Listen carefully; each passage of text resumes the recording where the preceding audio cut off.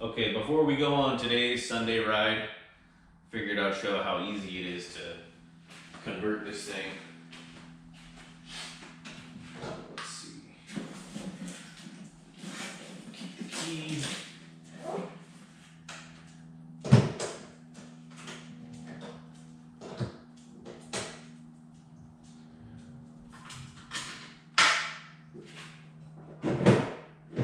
This one comes off.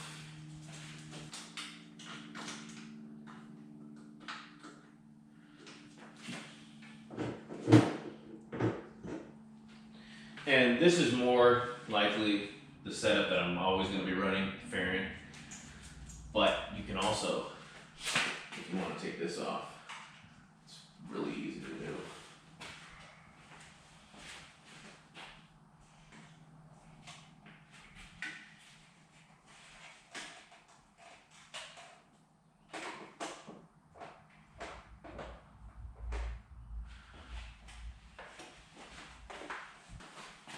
Ta-da!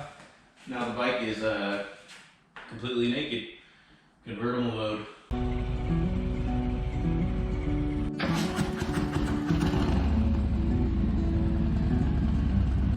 Next up is probably going to be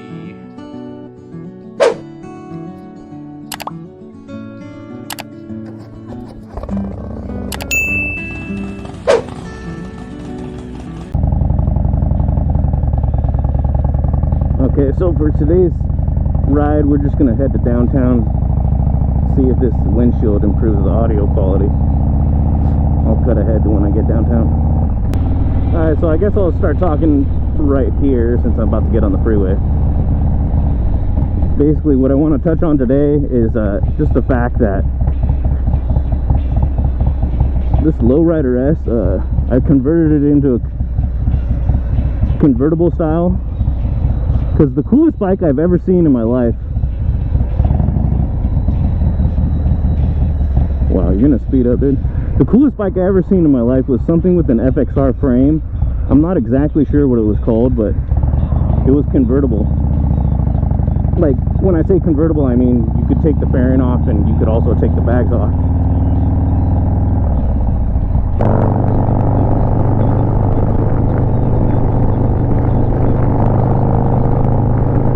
Okay, let's see how this thing does. I'm gonna try to tuck my head down a little bit, see if it improves the audio quality.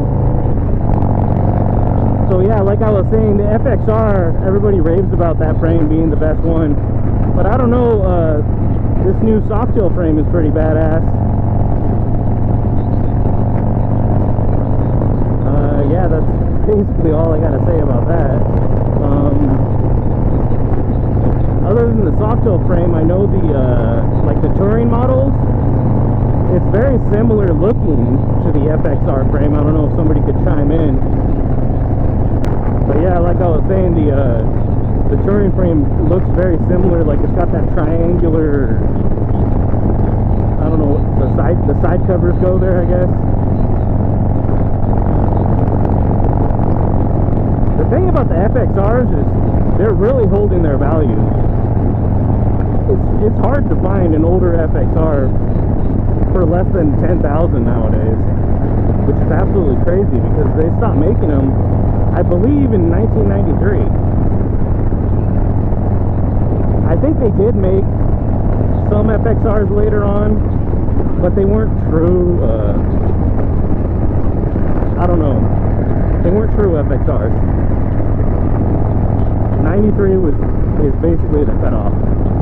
But yeah, like I was saying, no plans for today's ride. We're just gonna head to downtown,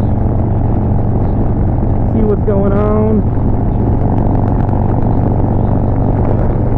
That's the best way to ride a bike, in my opinion. No plans. You just go wherever the road takes you. Yeah, this variant is doing a really good job keeping the wind off my head. I wonder how the audio is coming out. I'm not going crazy fast. I am going 80 miles per hour though. So I don't rely too much on my GPS other than to get me home.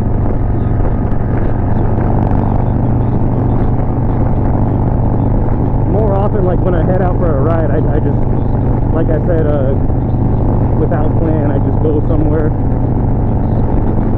And then once I get to that destination, it's usually somewhere that I don't know. And at that point, I turn on my GPS to get me home. One thing that I like about Google Maps in comparison to other like Waze and the other GPSs is that you can download an entire map of the area. Like I downloaded the whole map of Texas, so even if I do go in some areas that don't have wireless connectivity. But today we are going to definitely have data because, I mean, we're going to downtown and we're going to the middle of the country.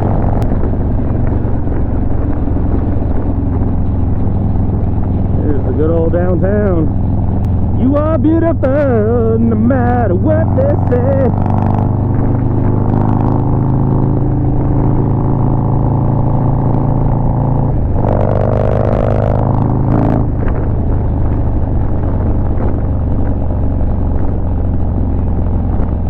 Alamo. Let's go to the Alamo.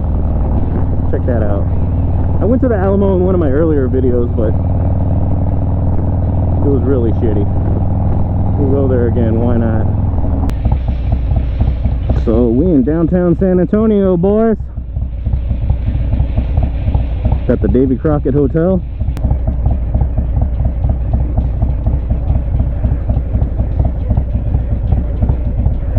Damn, something's going on down there.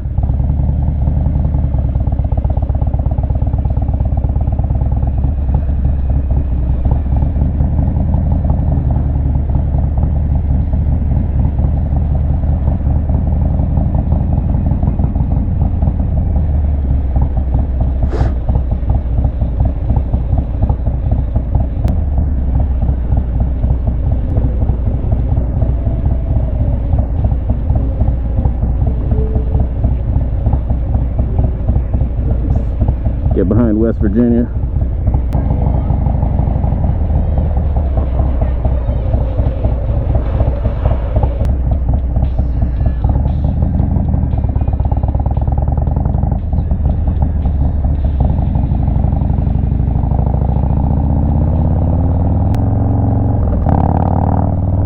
Alright, thanks for joining me on this week's ride.